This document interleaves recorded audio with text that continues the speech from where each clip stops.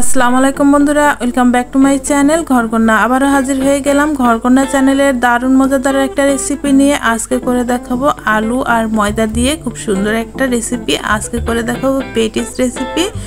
শুধুমাত্র কয়েকটি আলু দিয়ে আর অল্প একটু ময়দা দিয়ে কিন্তু এই রেসিপিটি করে নেওয়া যায়। খুবই ক্রিস্পি, খেতে খুবই মজাদার, মুখে লেগে থাকার মতো একটা রেসিপি। বিকেলে চায়ের সাথে অথবা সসের সাথে আপনারা সহজেই এটা পরিবেশন করতে পারেন। তাহলে চলুন বন্ধুরা, কথা না বাড়িয়ে আমরা মূল রেসিপিতে চলে যাই। এখানে নিয়ে নিয়েছি আমি 2 কাপ পরিমাণ ময়দা, 1 চামচ লবণ, 2 চামচ নিয়েছি চিনি।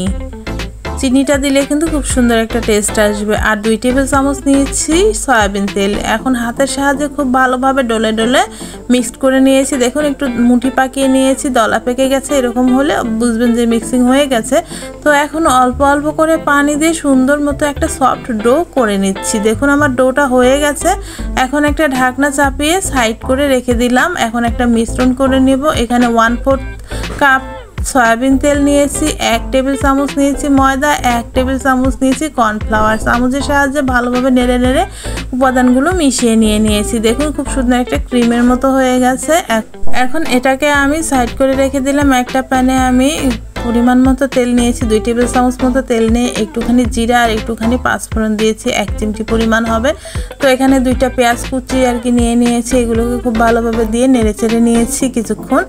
এখন এখানে দিয়ে নিয়েছি কাঁচামরিচ কুচি আর কিছু মটরশুঁটি দিয়ে আবারও নেড়ে চেড়ে নিয়ে 1 চামচ লবণ, 1/2 চামচ হলুদ গুঁড়ো, 1/2 চামচ লাল মরিচের গুঁড়ো, 1/2 চামচ দিয়েছি জিরা গুঁড়ো, 1/2 চামচ দিয়েছি ধনিয়া গুঁড়ো আর 1/2 চামচ দিয়েছি আদা রসুন বাটা। এই সমস্ত উপাদানগুলোকে আমি খুব ভালোভাবে নেড়েচেড়ে মিশিয়ে নিয়েছি। এখন এখানে নিয়েছি 3টা সেদ্ধ আলু। এই আলুগুলোকে আমি এখানে হাতের সাহায্যে আর কি একটু চটকিয়ে দিয়ে দিয়েছি আর একটু হাতটা ধুয়ে অল্প একটু পানি দিয়ে দিয়েছি।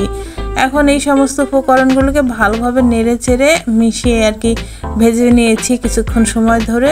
হয়ে এসেছে এই পর্যায়ে দিয়ে নিয়েছি ধনেপাতা কুচি। এই ধনেপাতা কুচিটা আমি ফ্রিজিং করে রেখেছিলাম, তাই এরকম। তো বন্ধুরা দেখুন নেড়ে চেড়ে একটু লবণটা টেস্ট করে নিয়েছি, হয়ে গেছে, রেখে দিয়েছি। এখন আমি ডোটা নিয়েছি। ডোটা দেখুন খুব সুন্দরভাবে কিন্তু সফট হয়ে গেছে, দেখিয়ে দিলাম। তো এখন আমি একটু চাকির উপরে উঠিয়ে হাতের সাহায্যে লম্বা শেপ দিয়ে সুন্দরভাবে ছোট ছোট আকার করে কেটে নিয়েছি আর কি। তো এইভাবে আর কি সমান মাপে কেটে নিয়েছি যাতে সব কয়টা পেটিস আমার একই সমান হয়। সেই মাপ করে কেটে নিয়ে আমি বাকিগুলো উঠিয়ে রেখে 1 পিস আমি আর কি বেলে নেব, রুটি বেলে নেব। আর এইভাবেই কিন্তু আমি উপর দিয়ে ময়দা ছিটিয়ে রুটিটা বেলে নেব। হাতের সাহায্যে চেপে চেপে বেলে নিয়েছি, হয়ে গেছে আমার রুটিটা। তো দেখতেই পাচ্ছেন। আর এইভাবেই কিন্তু সব কয়টা রুটি আমি বানিয়ে নিয়েছি। একটা রুটির উপরে আমি এই তেলের মিশ্রণটা দিয়ে চামচের উল্টো দিক দিয়ে আর কি ভালোভাবে মেখে মেখে নিয়েছি ঘুরিয়ে ঘুরিয়ে। এখন উপর দিয়ে একটু শুকনো ময়দা ছিটিয়ে দিয়েছি, তার উপর দিয়ে একটা রুটি আমি দিয়ে দিয়েছি, তার উপরে আবারও তেলের মিশ্রণটা দিয়ে নিয়েছি। আর এইভাবেই কিন্তু একটার উপরে একটা সব কয়টা রুটি আমি দিয়ে নিয়েছি। আমার এখানে মোট 5টা রুটি হয়েছে। আমি 5টা রুটি একই প্রসেসে দিয়ে নিয়েছি। দেখুন সব কয়টা রুটি আমার দিয়ে নেওয়া হয়ে গেছে একইভাবে। এখন আমি উপর দিয়ে একটু ময়দা ছিটিয়ে নিয়ে হালকাভাবে বেলে নিয়েছি, বেলে নেওয়া হয়ে গেছে। এখন এর উপরে আমি আবারও ওই তেলের মিশ্রণটা মেখে দিয়ে আবারও শুকনো ময়দা ছিটিয়ে দিয়ে নিয়ে এইভাবে ভাঁজ দিয়ে নিয়েছি। দুপাশ থেকে এইভাবে টেনে ভাঁজ দিয়ে নিয়েছি আর কি। যেভাবে পরোটা বানানো হয় আমরা ঠিক সেইভাবেই ভাঁজটা দিয়ে নিয়েছি। এখন এই ভাঁজের উপরে এখানে আবারও তেলের মিশ্রণটা দিয়ে আবারও কিন্তু ময়দাটা আমি দিয়ে নিয়েছি, শুকনো ময়দাটা ছিটিয়ে দিয়েছি। এখন আবারও ভাঁজটা দিয়ে নিচ্ছি, পরোটার ভাঁজটাই দিয়ে নিচ্ছি আর কি ঠিক সেইভাবেই। তো এখন এইভাবে একটু হাতের সাহায্যে চেপে চেপে নিয়েছি ভালোভাবে। এখন আমি উপর দিয়ে ময়দা ছিটিয়ে আমি আবারও ভালোভাবে এটাকে লম্বা করে বেলে নিয়েছি। পরোটার শেপেই আমি বেলে নিয়েছি। দেখুন চারপাশ থেকে এখন কেটে আমি সমান করে নিচ্ছি। চারপাশের অংশটা আমি সমান করে নিয়ে এইভাবে আর কি কেটে নিচ্ছি মাছ বরাবর। আমি যে সাইজের পেটিস করব সেই সাইজ করে কেটে নিয়েছি। আপনারা যে সাইজ করে পেটিসটা বানাবেন ছোট কিংবা বড় সেই অনুযায়ী কিন্তু বানিয়ে নেবেন, কেটে নেবেন আর কি। আমি আমার পছন্দ মতো সাইজে করে নিচ্ছি, কারণ আমি খুব একটা বড় করব না। আর এগুলো কিন্তু তেলে ভেজে নিলে এমনিতেই ফুলে একটু বড় হয়ে যাবে। তো আমি সাইড থেকে কেটে কুটে সমান করে নিয়ে এইভাবে কেটে নিয়েছি। আমি এইভাবে কেটে নিয়েছি, দেখতে পাচ্ছেন।